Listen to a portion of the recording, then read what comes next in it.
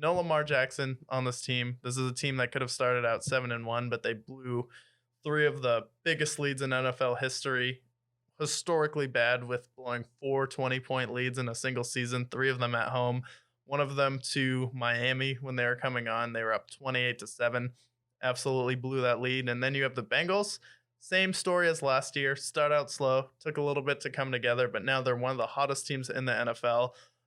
Undefeated in December. Had that game in Buffalo where it looked like they were rolling until the unfortunate incident happened with Damar Hamlin. But you have the best wide receiver trio in the NFL. I feel like that's inarguable. You have people like Todd Bowles, who's a defensive coordinator, saying T. Higgins is the best wide receiver he's seen on film. Well, he's your second guy. Jamar Chase goes down. T. Higgins leads the league in receiving yards. And then Joe Burrow kind of owns the Ravens at this point in his career. They had a great game against them versus on Sunday in Cincinnati. Don't think anything changes.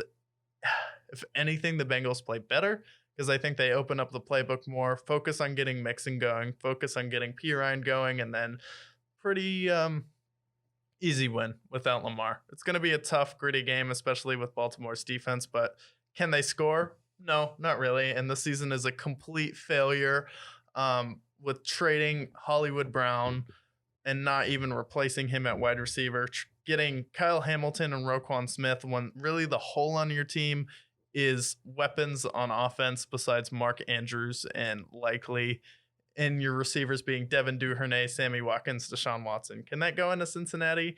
Not unless Joe Burrow turns the ball over 5 times. I'll even give him 4 turnovers. If he turns the ball over 4 times, I still think the Bengals can win this game. Yeah, honestly, talk about a bad matchup. If this was Lamar versus Joe Burrow, this was easily like the best game of these slate of games. But we're going to have Anthony Brown potentially be the quarterback or, Tyler Huntley. Yeah, it's not a even disgrace. Tyler Huntley. Yeah. Yeah, it's like this is a disgrace. So, I mean, I think this game, the Bengals are going to take care of business. I see them, the defense is definitely going to give them trouble. But ultimately, if they can score more than 10 points, they're going to win this game. Like you mentioned, the 20-point blown leads. Yeah. If you do one of those in a season, that's embarrassing. You do it twice, it's like, oh, that's alarming. 4 times, you're a fraud. At home? Yeah, you did it at home too. Baltimore, one of the most fraudulent teams. And there's other teams that we're going to mention later that I think are in that same conversation. But Baltimore, frauds. Absolute frauds. I think they're honestly, Baltimore takes care of business. I was like, how are you going to invest that much on the defensive side of the football if you're going to blow 4 20-point leads? Please. People want to say like, oh, well, Lamar could have done more. Like, yeah, but like when you go up 20 points with no wide receivers, only Mark Andrews is your only weapon on offense.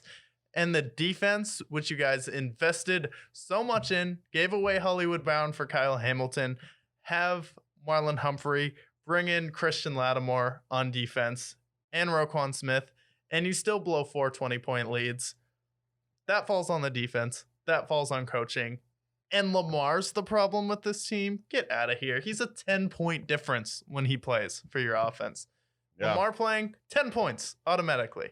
Now, the spread on this game is -7 for the Bengals. You think they cover that? Oh, I think they win by 14-17. I feel like I think so too. This game is Joe Burrow like, name how many yards he throws for himself, name who he throws to on which play, and name how many touchdowns he throws for. It's that kind of game. It's like, T. Higgins, you want the ball? Okay, I'll get it to you on this play. Jamar Chase, you want to have a day, go off. All right, Tyler Boyd, forgot about you. Oh, Hayden Hurst, you want to show up, have a good game. Joe Mixon, Samaje Perine, you guys want to get involved? All right.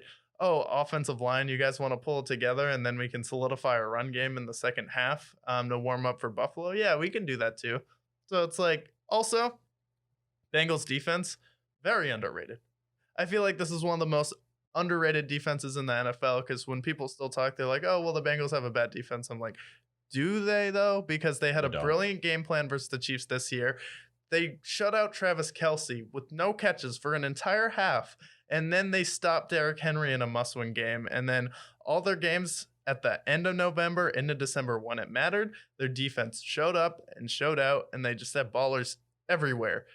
It's like they don't have the best edge rusher, but they have Trey Hendrickson, who's really good. They don't have the best corners, but they have people who are good enough, and they have a good system in place, and they have good leadership. And then Jesse Bates, what more can you say about the guy? He plays his ass off, plays hard every single game.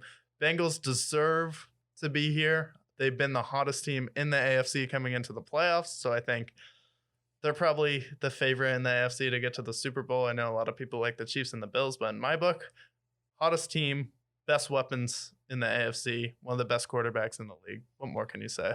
I think they have the best roster for sure because I like T. Higgins more than I like Gabe Davis. And I think spot for spot, like Bills and Bengals is, I think, ultimately the game that determines the Super Bowl. Kind of like how it was Chiefs and Bills last year. I think like the winner of this, divisional round matchup will be the Super Bowl, the AFC title, winners. And then that brings us to our Molly Karam segment.